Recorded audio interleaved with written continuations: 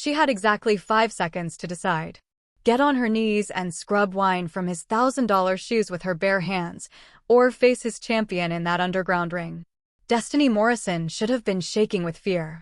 Any sane person would have been. But standing in that palace of marble floors and crystal chandeliers, surrounded by men in designer suits who carried death like accessories, all she felt was a burning need to crack Lee Jae-won's perfect, untouchable facade. They tell you revenge is sweetest when served cold. What they don't mention is that sometimes it requires a left hook and an elbow strike to truly deliver your message. Sometimes justice doesn't wait politely at the door. It kicks through with scarred knuckles and a debt to collect. This is the story of Destiny Morrison, a woman who transformed from pouring wine for the most dangerous people in Los Angeles to becoming the one thing a Korean crime boss never anticipated. A woman who refused to kneel even when kneeling would have saved her. Welcome back, lovers of dark tales and forbidden romance. Before we begin this journey, make sure you're subscribed, smash that like button, and drop a comment telling me where you're tuning in from. I love seeing our community of dark romance enthusiasts spanning across continents and oceans. Every subscription, every like, every comment you leave helps us continue exploring these twisted love stories and dangerous betrayals together. So settle into your favorite spot, turn down those lights, and prepare yourself as we return to where it all started. Destiny was 24 when she accepted the position at the Crimson Room. It was meant to be a stopgap, something to pay bills while she found her footing after her sister Jasmine died behind bars. The establishment had a reputation for exclusivity, the kind of place where getting a table required knowing someone important, and the tips could handle 3 months of expenses. It appeared ideal, a chance to start over. She should have trusted her instincts. On her very first evening, the general manager, a perpetually anxious man named Daniel Park whose nervous energy could illuminate an entire neighborhood, dragged her into the back hallway before she even put on her uniform. His voice dropped to barely above a whisper that felt more like a threat disguised as guidance. Listen extremely carefully, Destiny. There are protocols here, absolutely non-negotiable protocols. She nodded, anticipating the standard workplace hierarchy. Don't challenge the head chef. Don't give away drinks without authorization. Push the expensive selections. When the private rooms upstairs are in use, you never enter unless specifically called. You don't inquire about the clientele. You don't look them directly in the eye unless they speak to you first. He hesitated, his hand shaking slightly as it gripped her forearm. And if Mr. Lee is in the building, you treat him like royalty, like deity, like the most important person you'll ever encounter. Clear? Mr. Lee, she repeated, already sensing something ominous settling around her. Daniel's complexion went ashen. Just follow exactly what I'm saying, and you'll survive this job. She should have walked away immediately. Should have recognized that any employment demanding that level of submission wasn't about serving food. It was about serving something far more sinister. But she was desperate for income. And more importantly, she needed entry. Jasmine hadn't simply died in prison. She'd been executed there, stabbed 23 times in what they called a gang dispute. Everyone claimed she'd initiated it over control of contraband operations. Everyone insisted she was trying to dominate the system. But Destiny's sister wasn't a criminal mastermind. She was a social worker who'd gotten entangled with dangerous people. People affiliated with the Biko clan, the Korean organized crime network that controlled half of Los Angeles from behind legitimate facades. The official documentation labeled her as corrupt, claiming she'd been selling information, playing multiple sides. But Destiny understood Jasmine. She knew the reality. Someone had set her up. Someone powerful enough to manipulate the truth itself. And the Crimson Room wasn't just an elite restaurant. It was the Biko clan's showpiece, their stronghold, their command center, their entertainment venue. Destiny wasn't there to work. She was there to investigate. 2 months into the position, she'd documented every detail of the establishment. She identified which staff members were compromised, which ones were simply trying to survive. She learned the private rooms rotated according to rank. That Suite 9 was exclusively reserved for the man at the apex. She discovered the surveillance cameras had gaps near the freight elevators. That the kitchen personnel rotated at 10. That the genuine business occurred after midnight when regular customers were gone. She'd been cautious, methodical, invisible. Tonight, everything changed. Suite 9 radiated warm light as she entered carrying a tray of premium selections.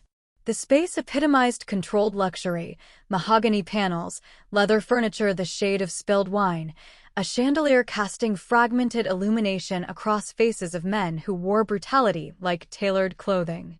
They barely acknowledged her presence. To them, she was background, decoration, an attractive brown-skinned woman in black who understood her position. Perfect. Let them maintain that illusion. She navigated the room with professional efficiency, placing glasses soundlessly, pouring liquor that exceeded most people's monthly earnings. Her hands remained steady. Her face stayed serene. Inside, her heart was a coiled spring. Because seated at the table's head was Lee Jae-won. She'd studied photographs, security recordings, grainy captures taken by people who hadn't survived long enough for better documentation. But nothing could have prepared her for experiencing him directly. He possessed beauty the way blades possess beauty, refined and lethal. His suit was midnight gray, tailored so impeccably it appeared molded to his frame. His hair swept back from features that belonged on a corporate executive or film star, all precise angles and clean geometry. But his eyes halted her breath. Obsidian, analytical, completely absent of compassion. This was the man commanding the Biko clan's Western operations. The man whose approval appeared on documents that devastated families. The man who possessed answers about what truly happened to Jasmine. He was engaged in conversation with someone across the table, his tone measured and controlled. As Destiny approached with the final bottle, a vintage reserve sealed with platinum, the type saved for major transactions or significant victories. She'd rehearsed this scenario in her cramped apartment, had practiced the positioning, the sequence, the precise amount of force necessary to appear accidental. The bottle tumbled from her tray. Time became viscous. She observed the glass rotating through space. Witnessed the dark liquid arc like a covenant. Sensed the cold splash contact her fingers an instant before it saturated Lee Jae-won's torso. The chamber went absolutely silent. Not the silence of surprise. The silence preceding execution.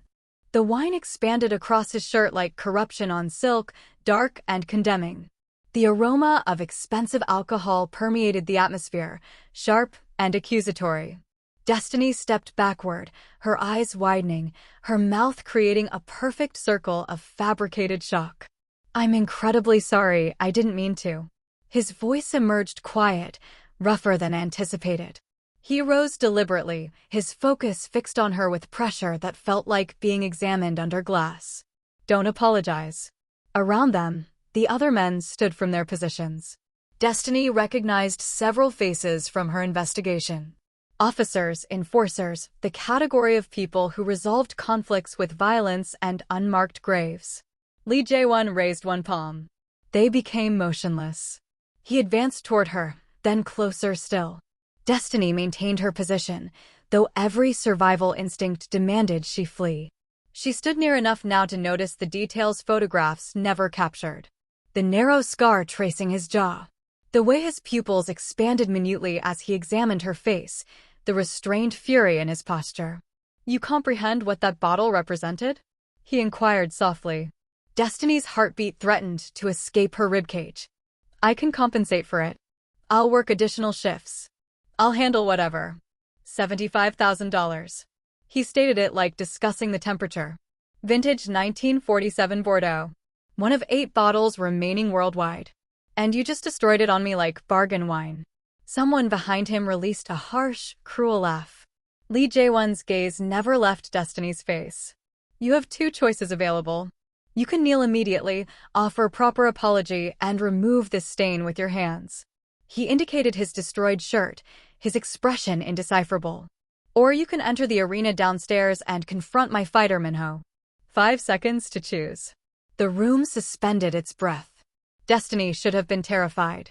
Should have been calculating escape routes, identifying which exit was nearest, whether she'd reach her vehicle before capture. But standing there with dozens of eyes burning into her back and Lee Jae-won's dark stare penetrating her face, all she experienced was the frigid, crystallizing fury she'd carried since learning Jasmine was dead. This man believed she was insignificant. Believed she was expendable. He had no conception of what he'd just provoked. "I'll take the fight," she declared. The statement fell into the quiet like rocks into calm water. Someone inhaled sharply. Someone else cursed. Lee Jae-won's expression remained unchanged, but something shifted in his eyes. Surprise, perhaps. Or the initial flicker of curiosity. "You're absolutely certain?" he questioned. Destiny raised her chin. Encountered his stare with all the defiance she'd been concealing for 2 months. "I'm certain." For an extended moment, he simply observed her. Truly observed, as if seeing her for the first time. His examination traveled down her features, her throat, her shoulders, cataloging information with focus that felt both invasive and intimate. Then he smiled. It was a devastating smile, gorgeous and frozen. "Downstairs," he commanded. 10 minutes. Don't keep me waiting." He pivoted and proceeded toward the entrance, the other men separating before him like liquid. Destiny remained alone at the room's center, her hands trembling now that adrenaline was materializing, her heart pounding against her chest. She'd accomplished it. She'd captured his attention. Now she simply had to survive the consequences. The basement level of the Crimson Room wasn't documented on any architectural plans. Destiny had located it 5 weeks into her tenure, trailing an officer through a maintenance door leading to descending stairs instead of the parking structure. She'd committed the path to memory, identified the cameras, documented the security measures, but she'd never been inside. The chamber they escorted her to was a corruption of sophistication. The flooring was polished concrete, dark enough to conceal bloodstains. The walls were exposed brick, industrial and merciless, but suspended from the ceiling were those identical crystal chandeliers projecting soft golden illumination across the area like benediction over an abattoir. At the center stood an elevated platform. Not a traditional boxing ring, not exactly a mixed martial arts cage, but something between them. Cushioned mats, no boundary ropes, enclosed by a minimal barrier that wouldn't prevent falls, but would render climbing out degrading. Men lined the perimeter, beverages in hand, currency already transferring as they established wagers. Destiny caught fragments of discussion as she navigated through the assembly. "She's finished in 20 seconds. Minho will destroy her completely. 80,000 on first-minute knockout. Nobody wagered on her. Nobody even contemplated it." Daniel materialized at her side, his complexion gray with terror. "Destiny, you can still apologize. Mr. Lee would accept your—" "I'm not apologizing. You don't grasp what you're initiating. Minho has murdered people in this arena. Actually killed them. This isn't recreational. This isn't. I understand precisely what this is." She confronted him, and something in her demeanor made him retreat. "Where do I prepare?" He indicated a secondary entrance with a quivering hand. The preparation area was compact, clinical. Someone had positioned workout clothing on the bench, black compression leggings, a sports top, hand wraps. Destiny removed her uniform with mechanical precision, her consciousness already transitioning into the mentality she hadn't occupied in 6 years. The mentality where Destiny Morrison the server didn't exist. Where only Destiny Morrison the combatant remained. She'd initiated boxing at 16, accompanying Jasmine to the gymnasium after classes. Jasmine had wanted self-protection training. Destiny had wanted to strike something. By 18, she was competing. By 20, she'd secured the regional championship in her division. By 22, she'd been recruited for elite training programs. Then Jasmine got arrested. Their mother became ill. The finances disappeared, and Destiny's aspirations of professional fighting evaporated like vapor. But physical memory doesn't deteriorate. Her hands still understood how to wrap themselves. Her body still comprehended how to maneuver. And the rage had only intensified with time. She studied herself in the reflection. 5'7", lean and muscular in ways the server uniform had concealed. Her dark complexion gleamed under the fluorescent illumination. her hair secured tight. Her brown eyes were ice. This was her authentic self. The door opened. A man entered. Not Daniel. Someone different, someone with authority evident in his movement. He assessed her with clinical evaluation. "You can still withdraw," he stated. "Mr. Lee doesn't want to waste time if you're going to surrender." "I won't surrender." Min-ho won't restrain himself because you're female. He's hospitalized men. Some never recovered consciousness. Destiny encountered his stare. Then Min-ho should exercise caution. Something resembling respect flickered across his features. 3-minute rounds. No time restriction. Combat concludes when someone cannot rise or submits. No weapons, no biting. Everything else is permissible. He paused. "Any inquiries?" "Just one." Destiny flexed her wrapped hands. "Where's my opponent?" The man smiled grimly. "Already in the arena." The crowd's intensity struck her like physical impact when she re-entered the main chamber. They'd formed a dense circle around the platform, bodies compressed together, voices ascending in anticipation. Destiny moved through them, sensing their eyes on her flesh, their skepticism, their hunger for violence. She climbed onto the platform. Min-ho was waiting. He was enormous, 6'5" minimum, shoulders like a defensive lineman, arms thick with muscle and covered in ink that spiraled up his throat. His face was brutal, scarred, the nose fractured and improperly healed multiple times. He wore only combat shorts, his bare torso a canvas of survived violence. He regarded Destiny like she was vermin. She regarded him like he was already wounded. The crowd fell silent as Lee Jae-won approached the platform's edge. He'd changed shirts, the destroyed one replaced by black silk that rendered him angelic in darkness. His eyes discovered Destiny's across the space. "The parameters are straightforward," he announced, his voice projecting easily over the hushed chamber. 3-minute rounds, no intervals. Combat continues until someone yields or cannot continue. He hesitated, his focus still secured on Destiny. "Begin." Min-ho moved first. For a massive man, he possessed speed.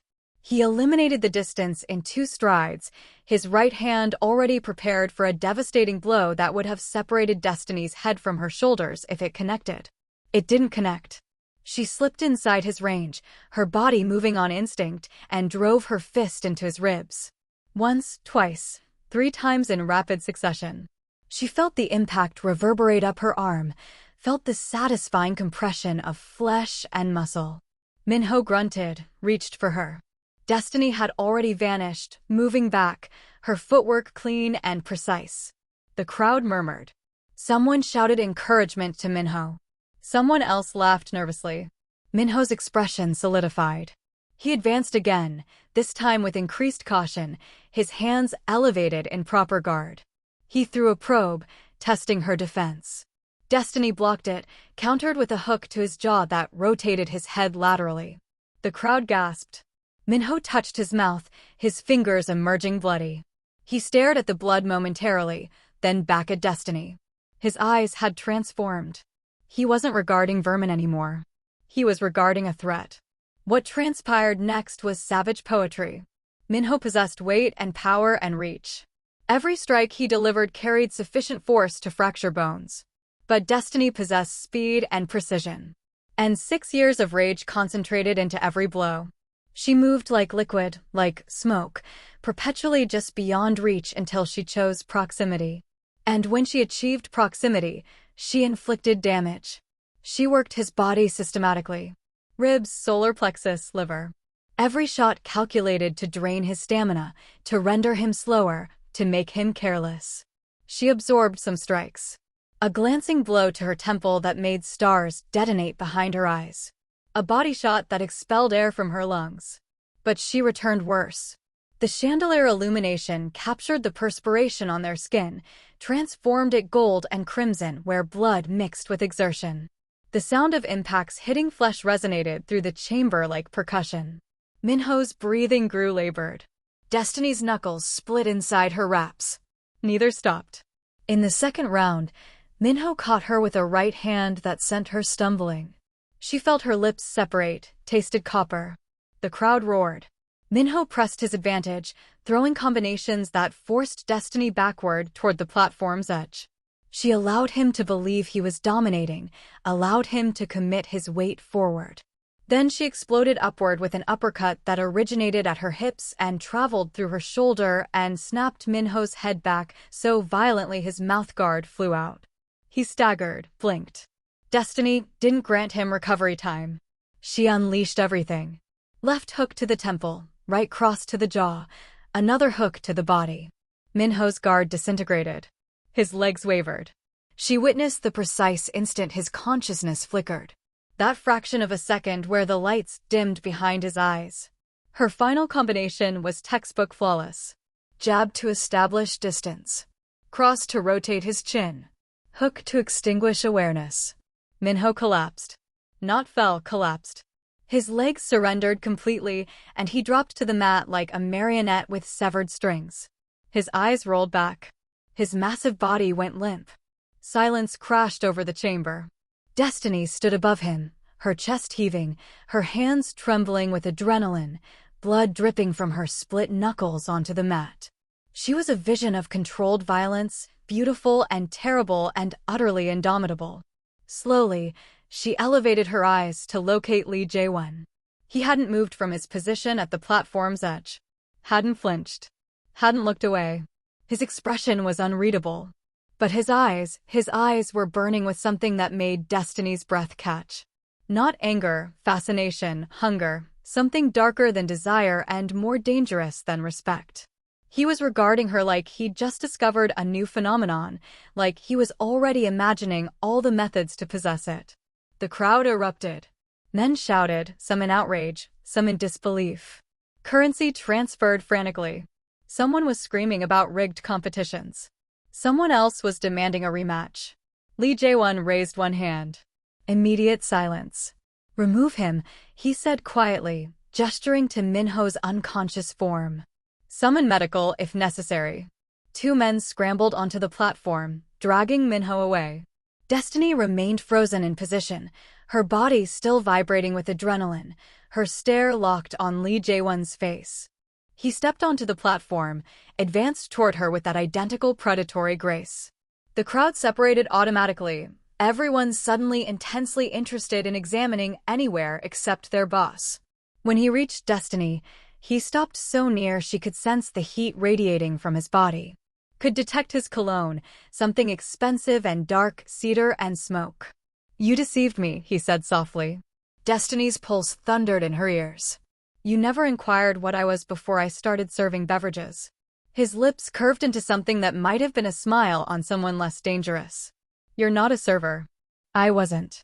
He studied her face, his examination traveling over her split lip, her bruised temple, the blood smeared across her cheek. When he reached up to touch her face, Destiny forced herself not to recoil. His thumb brushed the cut on her lip. The touch was gentle, shockingly gentle for a man who'd just observed her destroy his enforcer. "Who are you?" he asked. Destiny held his gaze, let him witness the truth in her eyes. Not the complete truth, not yet, but sufficient to intrigue him. Sufficient to make him want more. "Someone who doesn't apologize," she said. Lee Jae-won's smile widened. "Excellent. I despise apologies." He dropped his hand but didn't step back. "Accompany me. We need to converse." It wasn't a request. Destiny glanced at the crowd, at the men observing with barely concealed hostility, at Daniel hovering near the stairs, appearing like he might lose consciousness.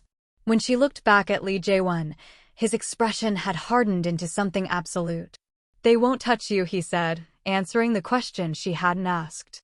"From this moment forward, you're under my protection. Anyone who harms you answers to me." The declaration hung in the atmosphere like a proclamation, like a brand. Destiny nodded slowly. Lee Jae-won turned and walked toward the stairs. After a moment, Destiny followed, her legs shaking now that the adrenaline was fading, her knuckles throbbing, her entire body beginning to register the damage she'd sustained. But as she climbed those stairs behind him, moving from the underground arena into the dim corridors of the Crimson Room, one thought echoed through her consciousness. She'd accomplished it. She'd gotten close to Lee Jae-won. Now arrived the dangerous part. Now arrived the lies, the manipulation, the careful performance of being precisely what he required while concealing what she truly wanted. Now arrived the moment she had to determine. Was she hunting him, or was he already hunting her? The penthouse occupied the entire top floor of a structure that didn't officially exist. Destiny registered details as they ascended in the private elevator. No buttons on the panel, biometric scanner, security cameras in every corner. The doors opened directly into Lee Jae-won's personal domain. She'd anticipated opulence. What she encountered was something more complicated. The main chamber stretched out in shadows and selective illumination. Floor-to-ceiling windows overlooked the metropolis, Los Angeles glittering like scattered jewels against black velvet. The furniture was minimal, dark leather, sharp angles, nothing soft or welcoming. But the artwork on the walls was masterwork, original pieces that belonged in galleries. A Rothko, a Basquiat, something that might have been a stolen Caravaggio. The contrast was deliberate. Beauty surrounded by darkness, elegance wrapped in threat. Sit. Lee Jae-won gestured to the leather sofa near the windows. I'll retrieve ice. Destiny remained standing, her body still on high alert despite the exhaustion creeping through her muscles. She observed him navigate through the space, disappearing into what she assumed was a kitchen. His movements were fluid, controlled, no wasted motion, no hesitation. When he returned, he carried a first aid kit and a crystal tumbler filled with amber liquid. Drink this first. He handed her the glass. Whiskey. It'll assist with the pain. Destiny accepted it, but didn't drink immediately. What is this? What is what? She gestured at the room, at him, at the surreal situation of sitting in a crime lord's penthouse after defeating his enforcer unconscious. You should be furious. You should be making me disappear for humiliating your man. Lee Jae-won settled into the chair across from her, his expression unreadable in the dim light. You think Minho was humiliated? I knocked him unconscious in front of your entire organization. You defeated him in a fair fight. There's no dishonor in losing to someone superior. He tilted his head, studying her. The dishonor would have been refusing the challenge, running away. You didn't run. Destiny finally took a sip of the whiskey. It burned down her throat, smooth and expensive. I'm still uncertain why you're being reasonable about this. Reasonable? His laugh was soft and dark. Destiny, correct? Yes. I'm many things, but reasonable isn't one of them. I'm curious. There's a difference. Curious about what? About why a woman with your capabilities was serving beverages in my establishment. About what you're genuinely doing here. About why you deliberately destroy a $75,000 bottle on me just to capture my attention. He leaned forward, his elbows on his knees, his gaze pinning her in place. You wanted this confrontation. You engineered it. The question is why? Destiny's heart hammered against her ribs, but she kept her expression calm. This was the moment, the precipice. She could lie completely, or she could give him sufficient truth to be credible. My sister, she said quietly. Jasmine Morrison. She died in prison 8 months ago. The report claimed she was selling secrets to your organization's competitors. That she initiated a fight and got herself killed. Lee Jae-won's expression didn't change, but something shifted in his eyes. Recognition, perhaps. I remember that designation. She wasn't corrupt. She was a social worker who made one error. She accepted a case involving the wrong individual. Someone in your world. And when circumstances deteriorated, someone ensured she took responsibility. Destiny set the whiskey down, her hands steady despite the fury building in her chest. I came here to discover who. I came here to make them pay. Silence stretched between them. Outside, the city pulsed with light and life, oblivious to the darkness in this room. So you infiltrated my organization, Lee Jae-won said slowly. Worked here for weeks, learned our patterns, and tonight you forced me to notice you by staging an accident that could have gotten you killed. He smiled, and it was a terrible, beautiful thing. That's either brilliant or suicidal. Probably both. Definitely both. He stood, retrieving the first aid kit. Let me examine your hands. Destiny hesitated. I'm not going to harm you, he said, his voice softer now. If I wanted you dead, you'd already be dead. Now give me your hands. She extended them slowly. Her knuckles were split, blood dried around the wounds, bruises already forming. Lee Jae-won knelt in front of her, actually knelt, putting himself at her level, and began unwrapping the hand wraps with surprising gentleness. Your sister was caught in something she didn't comprehend, he said, his attention focused on cleaning her wounds. The case she worked involved someone trying to launder money through fake social programs. When we discovered it, we shut the operation down. Your sister was questioned, released. We had no interest in an innocent civilian. Destiny's breath caught. Then who? Someone wanted her silenced. Someone with access to our records who could manipulate the narrative. He applied antiseptic to her knuckles. Destiny hissed at the sting. I didn't order her death, but I can't say the same for everyone in my organization. Do you know who did it?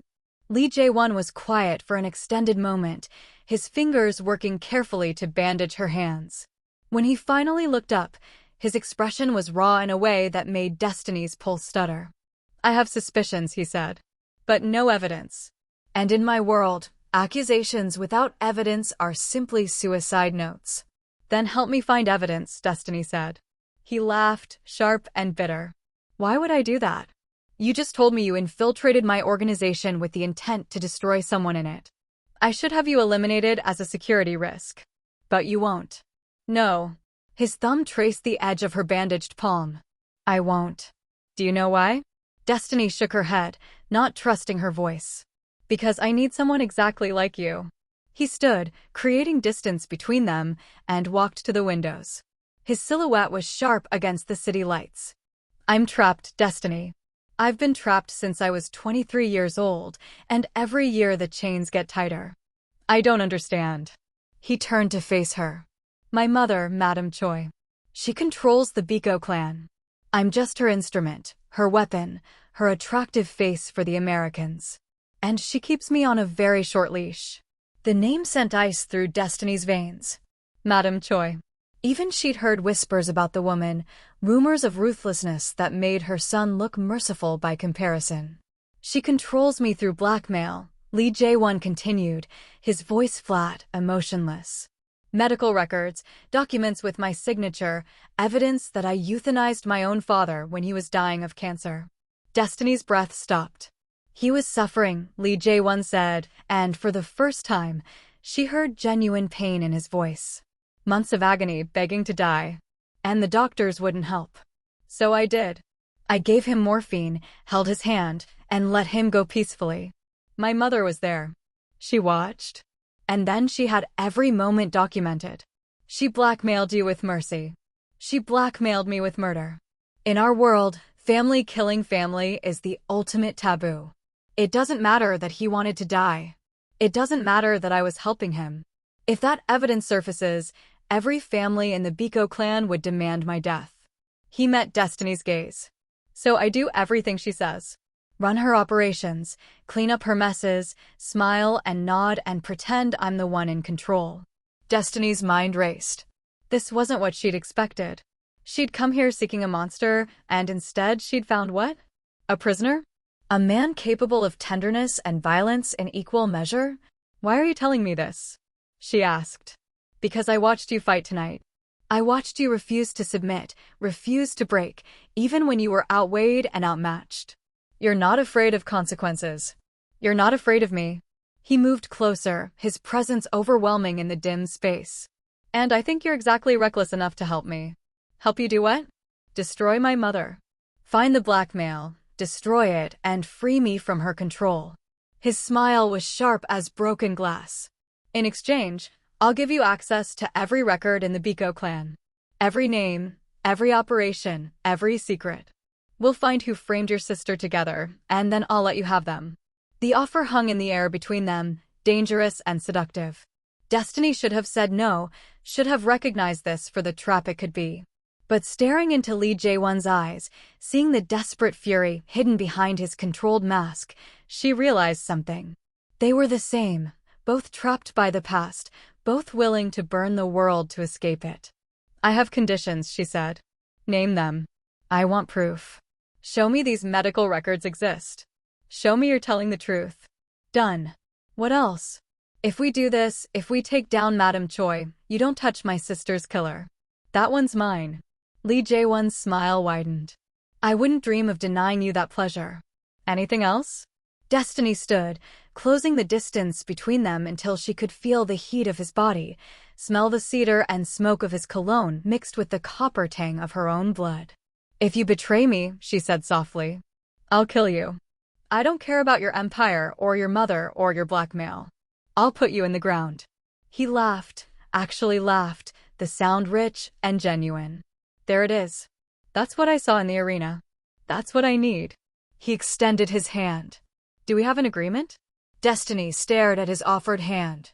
This was insane, allying with the head of the organization that had destroyed her sister, trusting a man who killed for a living, walking deeper into the darkness instead of escaping it. But she'd stopped believing in escape the day Jasmine died. Now she only believed in vengeance. She took his hand. His grip was firm, warm, his fingers closing around hers like a promise and a threat. They stood like that for an extended moment, two damaged people recognizing something broken in each other. I'll show you the records tomorrow, Lee Jae-won said. Tonight you should rest. There's a guest room down the hall. You're safe here. I'm never safe. Neither am I. He released her hand slowly. But for tonight, we can pretend. Destiny walked toward the hallway he'd indicated, her body finally acknowledging the exhaustion and pain. At the doorway, she paused and looked back. Lee Jae-won stood silhouetted against the windows, a dark figure surrounded by light, beautiful and terrible and utterly alone. Why did you really tell me all this? She asked. You could have just made me disappear. You didn't need to offer me anything. He turned, and the look in his eyes made something in Destiny's chest tighten. Because the moment you chose to fight instead of submit, he said quietly. I knew you were the only person in this city who might understand what it's like to be trapped in your own skin, to be forced to become something you hate. He paused. And I'm tired of being alone with it. The honesty in those words hit Destiny harder than any punch she'd taken tonight. She nodded once, then disappeared into the guest room before he could see the tears threatening at the corners of her eyes. Behind the closed door, she collapsed onto the bed, her bandaged hands shaking. She'd come here for revenge, for justice, for Jasmine. But now she'd stumbled into something more complicated, an alliance with a monster who might not be a monster after all, a man who wore his darkness openly while she was still pretending hers didn't exist. Destiny closed her eyes and saw her sister's face, remembered her laugh, her terrible jokes, the way she'd always believed in her even when she'd stopped believing in herself. I'm sorry, she whispered to the memory. I'm sorry I'm not doing this the right way. I'm sorry I'm making deals with devils. But I promise I'll find who killed you, and I'll make them pay. Outside her door, the penthouse was silent. But in that silence, something new had been born, an alliance forged in blood and desperation, a partnership that would either save them both or destroy everything. And neither of them had any idea which one it would be. And so the story continues, spiraling deeper into darkness, as Destiny Morrison and Lee Jae-won dance on the edge of vengeance and forbidden love, building an empire from the ashes of their broken past. Two souls refusing to kneel, choosing instead to reign over the shadows they've claimed as their own. If you enjoyed this story, let me know in the comments below. Don't forget to like and subscribe if you haven't already. Thank you so much for watching, beautiful people. See you in the next one.